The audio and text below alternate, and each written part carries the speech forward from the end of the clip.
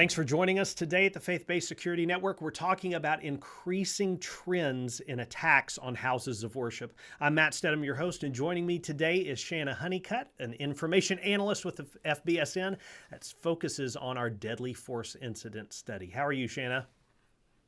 I'm great. How are you, Matt? I'm doing pretty good today. We're going to be talking about several different incidents in specific, looking at some isolated examples of what we're seeing. But Shanna, could you just give us a real quick overview? What kind of trends are we noticing on the uptick? The biggest trends that we're seeing increase is weaponized vehicles, bias attacks, and the one that I like is we're seeing an increasing trend of intervention. That's bystanders getting in and stopping the attack.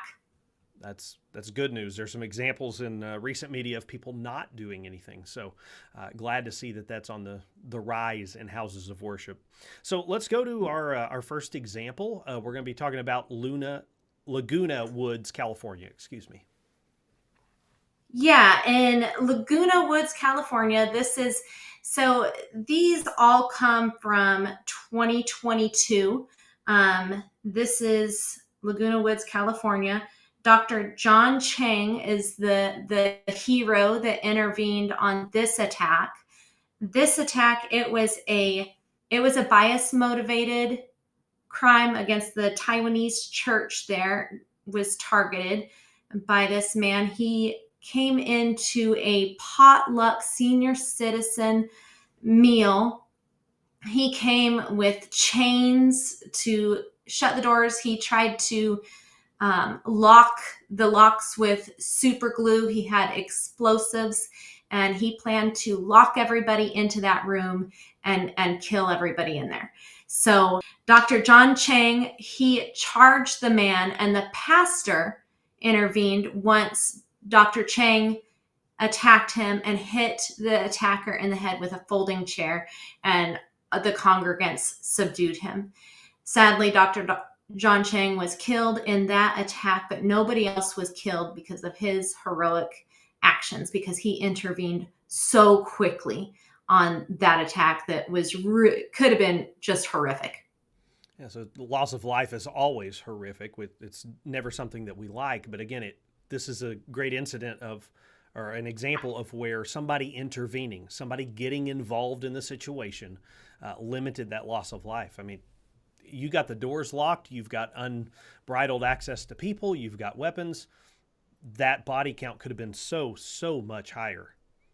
It could have. And I just wanted to say, in 2022, we really start seeing an increase in those interventions. We also talked about the Colleyville incident, that hostage incident at the synagogue in Colleyville, Texas, where Rabbi Strachan Walker had done the same thing with a folding chair after 10 hours being a hostage in this situation, trying to navigate that. The FBI was working with them and had already released one of the hostages, but the three that were left, this rabbi saw the increasing trend, took action by hitting the gunman in the head with a folding chair, and then getting all of them out within 30 seconds. So that's awesome too. But the intervention that we're going to talk about is really, if you look at this graph, you can see of this 23 years worth of study that we have here,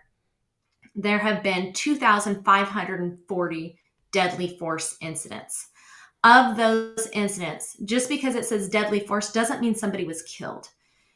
Of these 2,540 incidents, there were 658 of these that resulted in one or more murders.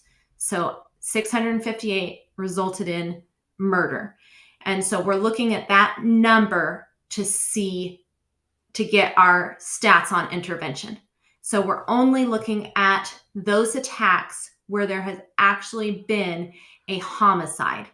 And of that 658, only 23 of these were stopped by law enforcement, and 19 were stopped by bystanders. So that means there's only 42 out of 658 incidents where there's a homicide that has already happened at houses of worship that there has been any intervention. That 616 of these attackers came and finished what they came to do. They either took their own life as they planned to do, or they fled and were arrested down the road. But very, very few times do people actually intervene. And it's a totally appropriate thing to intervene. I know that occasionally we get comments from people and they're like, I can't believe that you would just not trust God to fix the problem, and that you would get yourself involved. Again, read the story about Jesus on the night that he was betrayed, when they're getting ready to go to the garden in Luke, and Jesus wants his friends armed so that they can protect themselves. So again, there's some comments on that with my conversation with Simon a couple of weeks ago. So just it is something that bothers a lot of people. It is something that a lot of people are unsettled about. But again, you absolutely have the right. Scripture gives you absolutely the right to defend yourself. And so I'm glad that we're seeing more people start to go that way. Let's talk about Coudersport, Pennsylvania for just a moment. So this goes into our study. This is one of the 42 incidents that we consider stopped by others. But I hate to even put this in here because it is heartbreaking. It's heartbreaking, similar to some of the things we've seen in the news recently. But this was a woman. She played the organ for her church. The parishioners saw her ex-husband in the parking lot acting strangely. They noticed it. He came in later, walked down the aisle, came up to the front of the church where he shot her while she's playing the organ. He walked clear back out to his vehicle. He put his gun on his vehicle and he's still pacing around.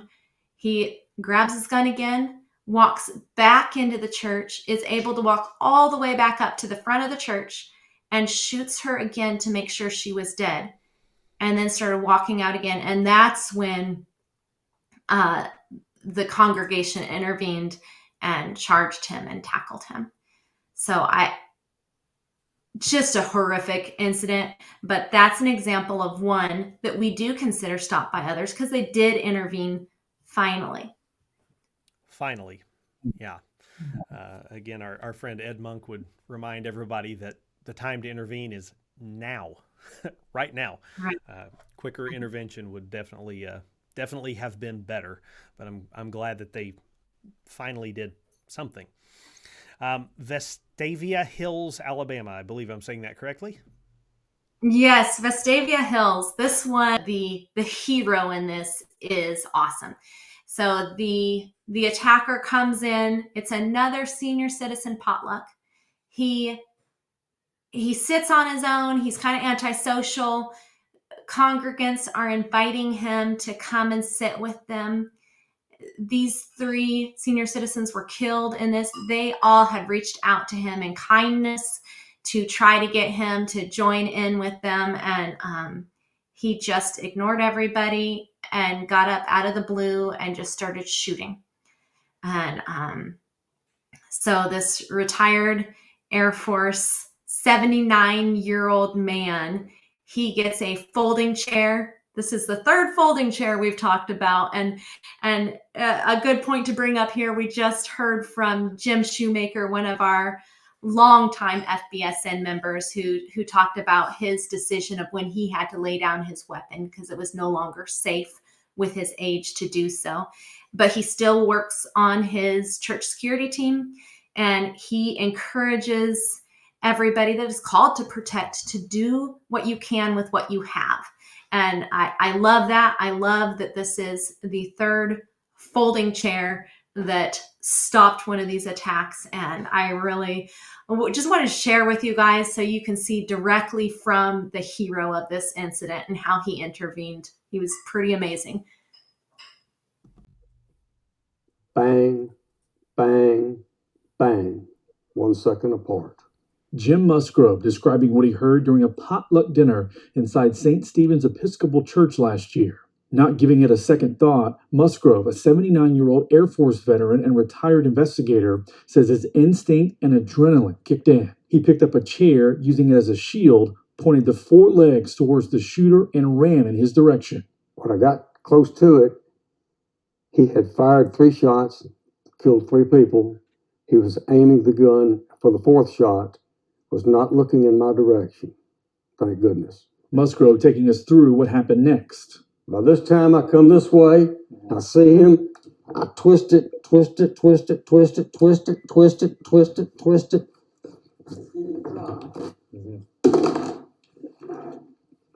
Pow, pow, pow. I got you.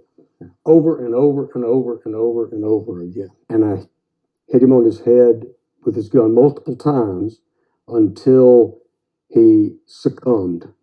He just relaxed. Musgrove had to do that a few more times. He eventually pinned Robert Smith, the suspected shooter, down until police got there. I wanted everybody to see what his defense ended up as. I wanted to see what the attacker looked like after Jim Musgrove got a hold of him. I thought that was pretty telling there. So yeah, absolutely. And again, for people who are saying, "Oh, I'm too young," or "Oh, I'm too old," or whatever to be part of your security team, as a trainer, I see all kinds of ages show up at the range, and we'll have 20-something-year-olds and we'll have 70-something-year-olds, and they're all able to do what they're able to do to help their churches. So definitely, age didn't stop the defender in this case.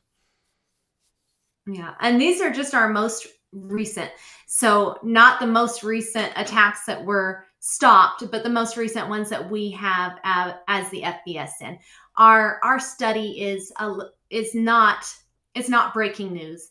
It is, we wait until we have all the information we need on these incidents and a clear picture of it before it goes into this study. So this is why these from 22 are just now being shared.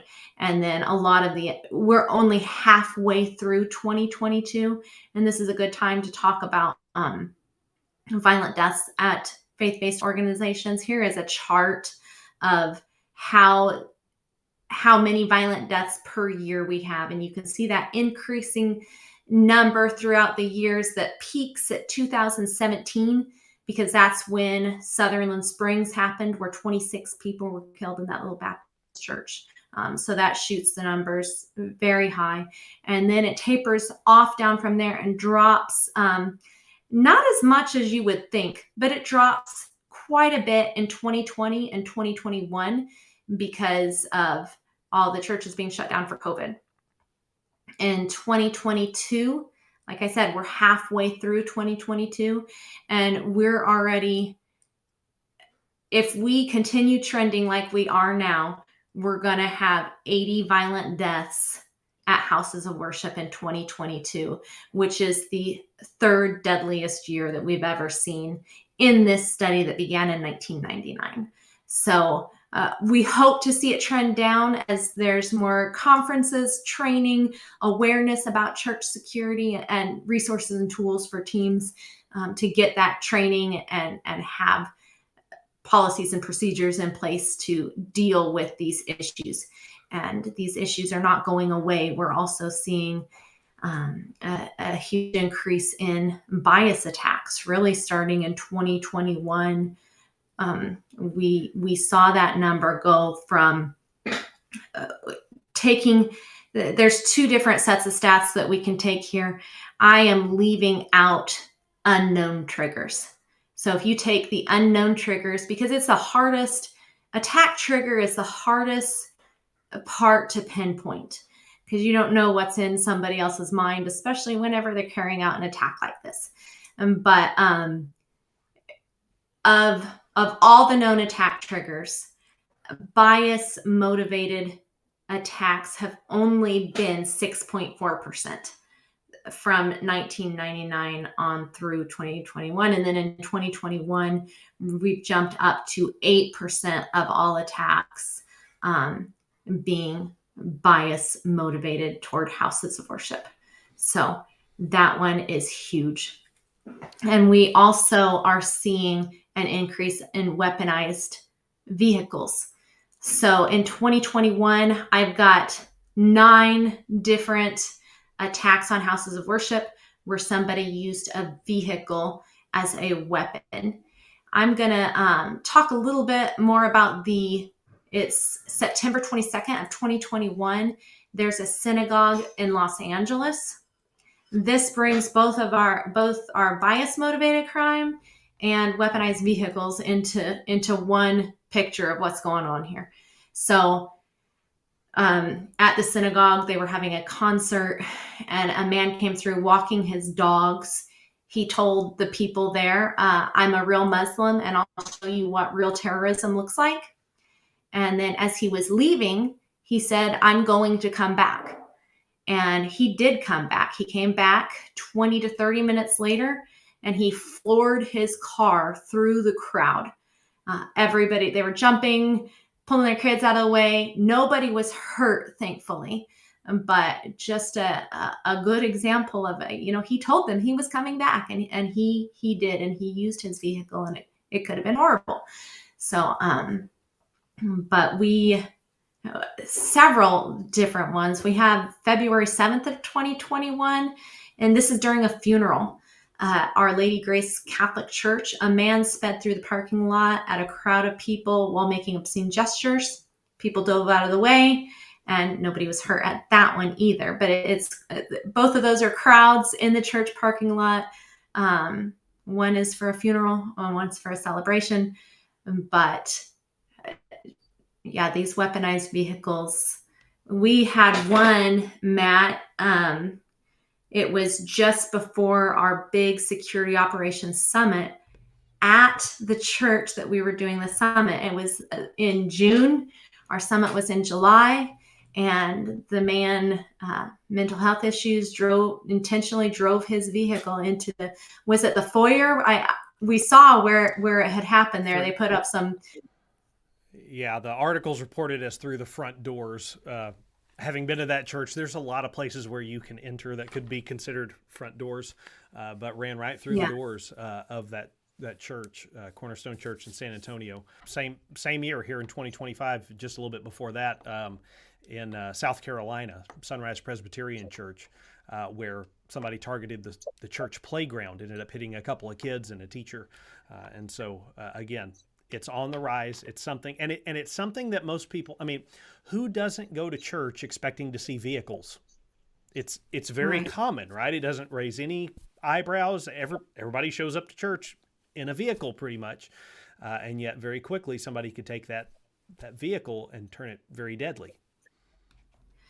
And there's a lot of times though where there are some signs leading up to it. People can be driving erratically, like this guy. He said he'd be back there.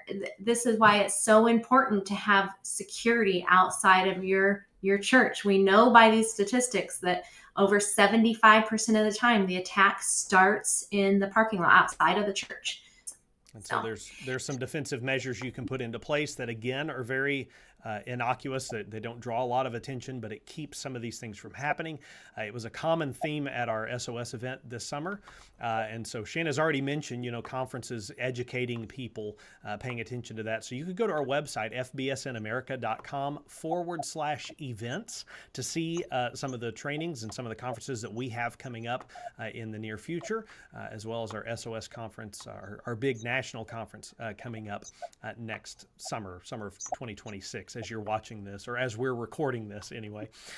I would love to see y'all there. And our next DFI special will be on the deadliest attacks to houses of worship. So, all right, so that'll be coming up very soon. Be sure that you like, share, and subscribe if this is helpful to you. Click the bell notification in YouTube so that you will be alerted to when we post new videos. But in the meantime, may the Lord bless you and keep you, make his face to shine upon you and be gracious to you. May he turn his presence towards you and give you peace as you stay ready, willing, and able to defend your people. Take care.